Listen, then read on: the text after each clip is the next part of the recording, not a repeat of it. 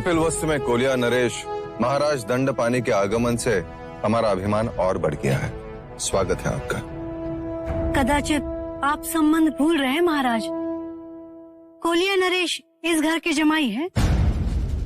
और एक जमाई ससुराल स्वागत का अवसर कैसे जाने दे सकता है?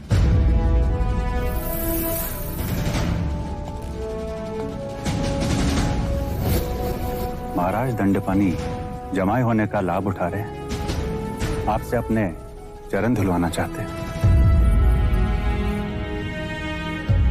तशला लाइए। चरण प्रक्षालन के बाद ही जमाई भीतर कदम रखेंगे।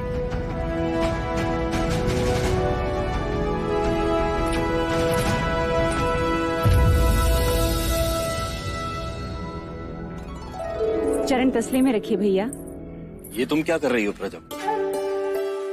मैं कपिलवस्तु के महाराज की अर्धांगिनी हूँ, अर्थात ये धर्म मेरा भी उतना ही हुआ और आप मेरे बड़े भैया, तो ये दोहरा अवसर मैं कैसे छोड़ दूं? चरण तसले में रखिए। नहीं प्रजापति, तुम भली भांति जानती हो कि कोलिये पुत्रियों और भगिनियों से चरण स्पर्श नहीं कराते। रहने दो।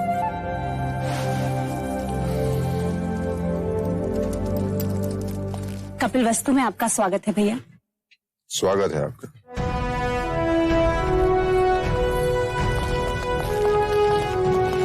जैसे समाज को सही मार्गदर्शन देना ब्राह्मण का कर्तव्य है, वैसे ही समाज की रक्षा करना क्षत्रिय का कर्तव्य है। और क्षत्रिय बिना शस्त्र के अधूरा है। शस्त्र हमें सुरक्षा प्रदान करते हैं और इन शस्त्रों का ज्ञान देने आए हैं राजा अमितोदन।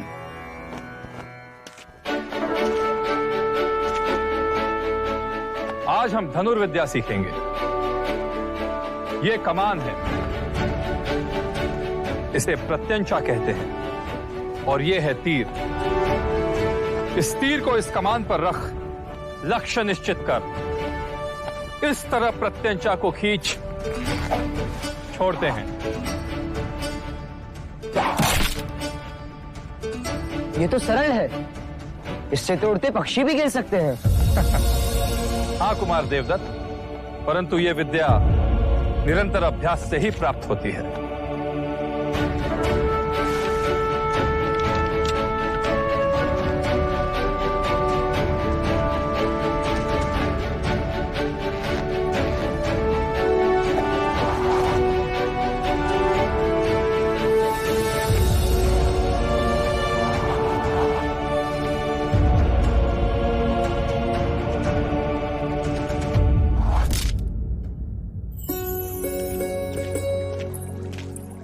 देवदत्त की तरह शस्त्रों का अभ्यास क्यों नहीं करते?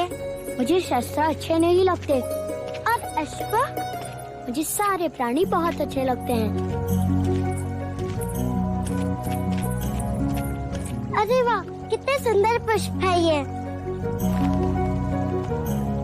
तुम इतने सारे पुष्प का क्या करोगी? मैं इन्हें देवता ले जाऊंगी। हमारे यहाँ ऐसे सुंदर पुष्प नहीं होते।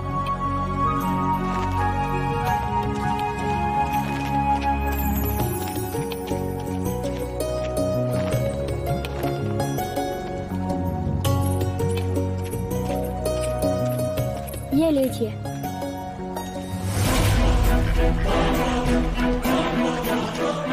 ये तो घायल है।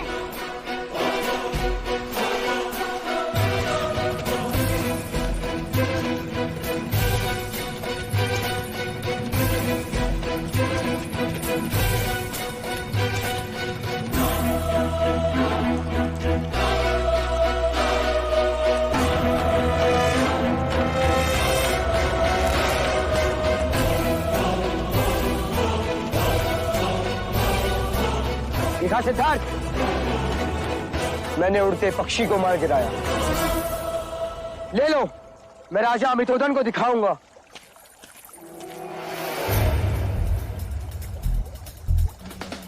सुना नहीं तुमने? ये मेरा आखेट है। इसे मैंने बचाया है। ये पक्षी मेरा है। तुम अपने ज्येष्ठा का अपमान कर रहे हो सिद्धार्थ। मैं अपना कर्तव्य कर रहा हूँ ज्येष्ठा। आखेट क्षत्रिय गुण है और रक्षा क्षत्रियों का कर्तव्य। यदि तुमने मुझे ये पक्षी नहीं लौटाया तो अच्छा न होगा। नहीं देगा वो आपको। क्या कर लोगे? मैं इसी घड़ी न्याय सभा में जाकर महाराज से याचना करूंगा। हाँ, जाओ। मैं महाराज के आदेश की प्रतीक्षा करूंगा।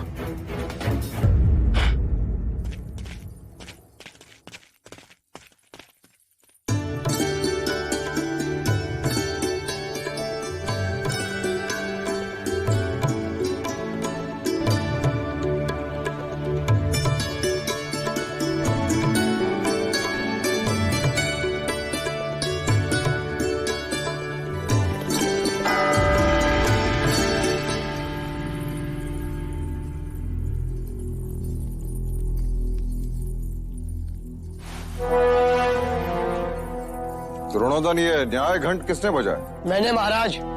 महाराज मुझे न्याय चाहिए।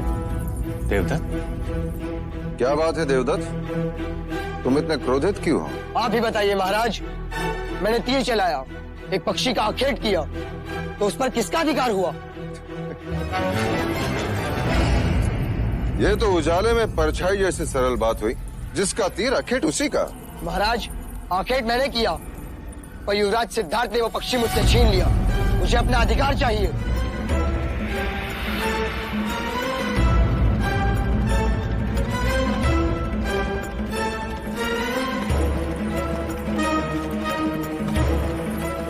ये न्याय मांगने का उचित समय नहीं है देवदत्त। उचित समय कब है? न्याय के लिए न्याय सभा होती है। अब जाओ यहाँ से। क्रोधित क्यों होते हो अनुज? बच्चों की हठ और जिज्ञासा दोनों पर ही ध्यान देना चाहिए। क्यों महाराज शुद्धोदन, उचित कहा ना? आप जैसे गुणीजन अनुचित कैसे कह सकते? जब देवदत्त ने न्याय घंट बजा ही दिया है तो उसे न्याय भी अवश्य मिलना चाहिए। महाराज, महादेवी अचानक अस्वस्थ हो गई है।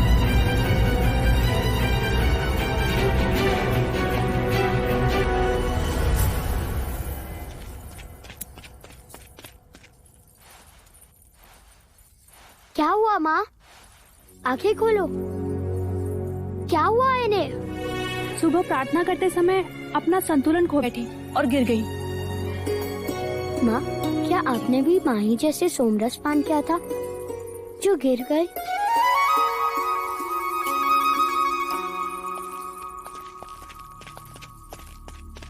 क्या हुआ प्रजा?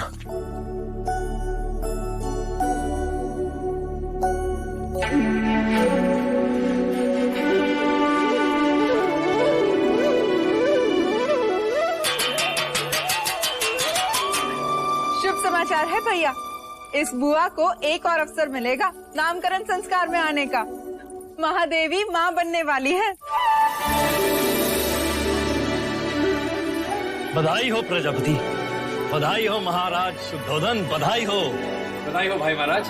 अनुज, कुल गुरु से शुभ मुहूर्त निकालकर ये समाचार कपिल वस्तु में पहुंचा दो। उत्सव का आगमन होने वाला है, कोई कमी नहीं होनी चाहिए।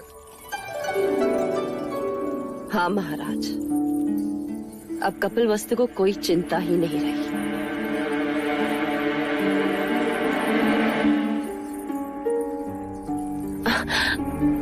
अब यदि असित मुनि की वाणी सत्य भी होती है तो भी राजे को भयभीत होने की कोई बात ही नहीं। नया उत्तराधिकारी जो आने वाला है। क्यों महादेवी, है ना?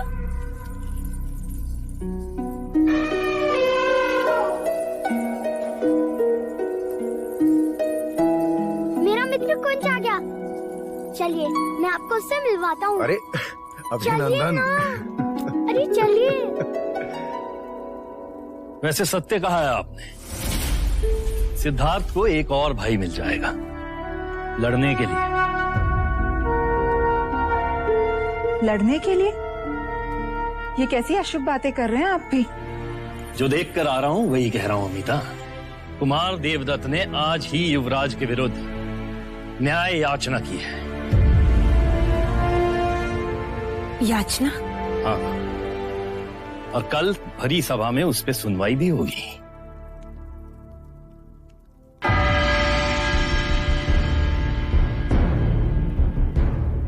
कुमार देवदत्त, आप दरबार से क्या न्याय चाहते हैं? महाराज, मैंने पक्षी का आखेट किया, वो पक्षी मेरा हुआ। महाराज, ये पक्षी मुझे घायल अवस्था में मिला, मैंने इसकी रक्षा की, अब ये मेरे पास रहेगा। तो अब ये न्याय करना है कि ये पक्षी किसे दिया जाए, जिसने उसे घायल किया उसे या जिसने उसकी रक्षा की उसे? आखेट करना तो क्षत्रियों का गुण धर्म है युवराज। निर्बल की रक्षा करना क्षत्रियों का कर्तव्य है महाराज।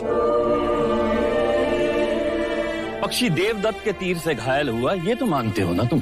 पर अब ये मेरी शरण में है, ये बात आप मानते हैं या नहीं? मुझे तुम्हारी क्षत्रियता पर संदेह है। और मुझे तुम्हारी मनुष्यता पर। घायल करने से पीड़ा होती है, चित्कार उठता है, पर रक्षा करने से स्नेह बढ़ता है। जगत में स्नेह बढ़ना चाहिए या पीड़ा? जिस तरह हर बादल से पानी नहीं बरसता, जिस तरह हर वर्ष खेत में एक सा अनाज नहीं उगता, जिस तरह मनुष्य की पांचों उंगलियां एक सी नहीं होती, उसी तरह आखेट भी हर क्षत्रिय का गुण धर्म नहीं हो सकता। सच्चा क्षत्रिय रक्षक होता है, ऐसा आचार्य कहते हैं। धर्म रक्षा क्षत्रिय धर्म, जीव रक्षा परमो धर्म। अब आप ही न्याय कीजिए। दाद भी मेरे और होड़ भी मेरे। कुलगुरु वाचस्पति, कृपा करके आप ही न्याय करें।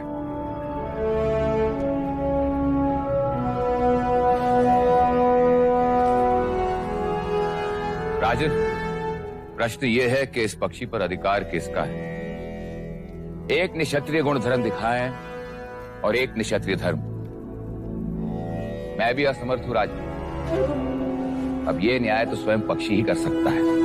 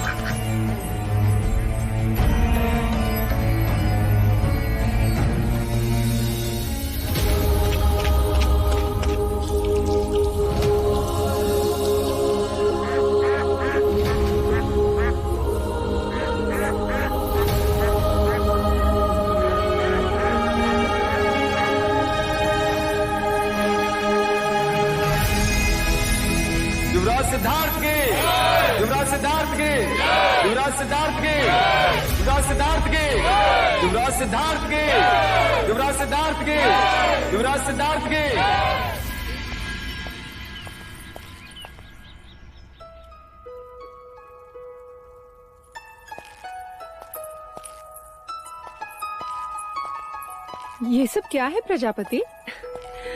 मायके से जा रही हो मिता दीदी, इतना प्रेम तो साथ जाएगा ही जाएगा।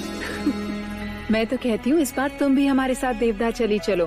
वर्षों से तुम नहीं आई हो वहाँ। बस एक बार युवराज बड़े हो जाए, फिर निश्चिंत होकर आ जा सकूंगी। इतने सारे केले देवदा तक जाएगा ये?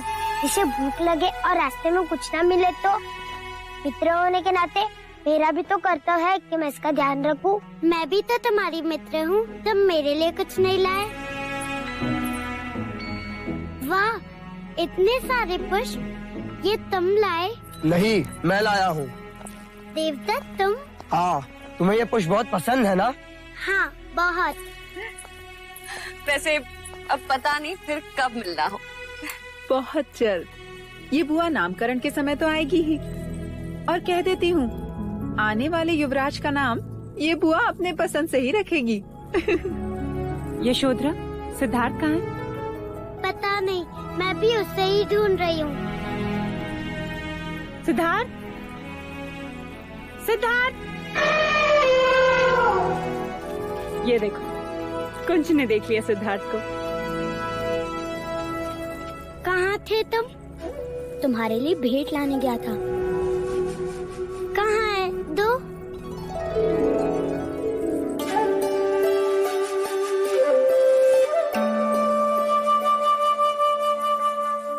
ये क्या है?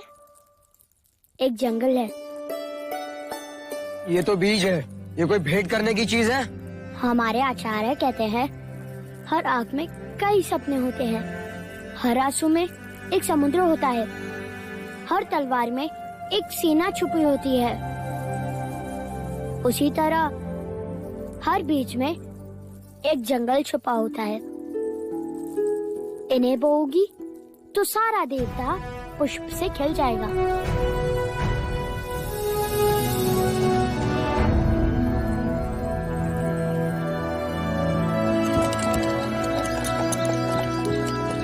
तुम्हारी याद आएगी। याद आने से स्नेह बढ़ता है। जगत में स्नेह बढ़ना चाहिए, ऐसा आचार्य कहते हैं।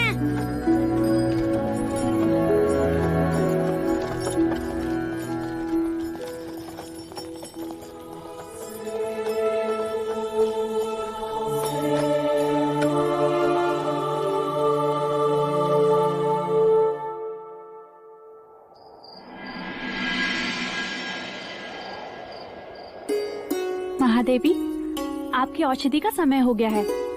लौशिका, औषधि बाद में, पहले तू तेल लगा। ठीक है।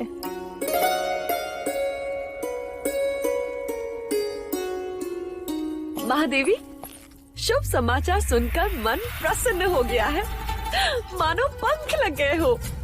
हट।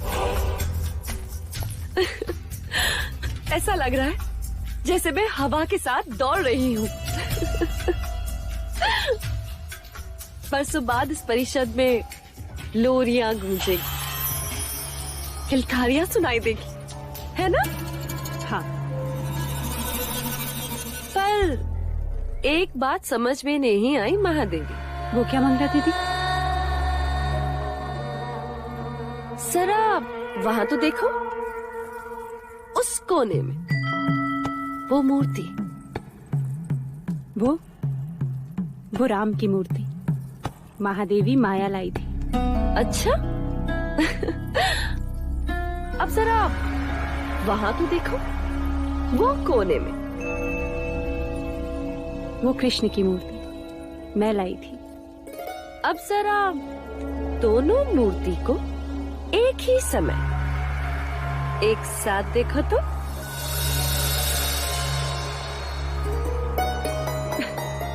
ये क्या ठिठोली है मंगला दीदी?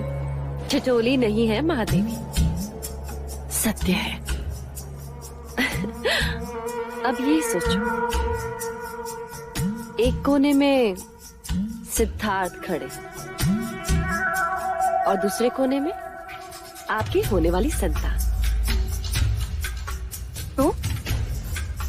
तो दोनों का ध्यान एक साथ कैसे रख पाओगी महादेवी? वो दोनों मेरी दो आंखें होंगी मंगला दीदी। दो आंखें एक ही मनुष्य की होती है, फिर भी इनमें कितनी भिन्नता। एक फड़फड़ाए तो शगुन होता है, और यदि दूसरी फड़फड़ाए तो अपशकुन।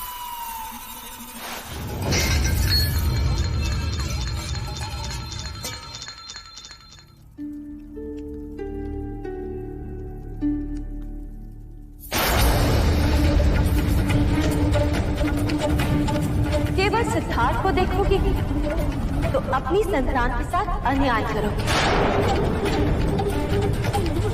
और केवल अपनी संतान को देखोगी महाराज को दुख पहुंचाओ।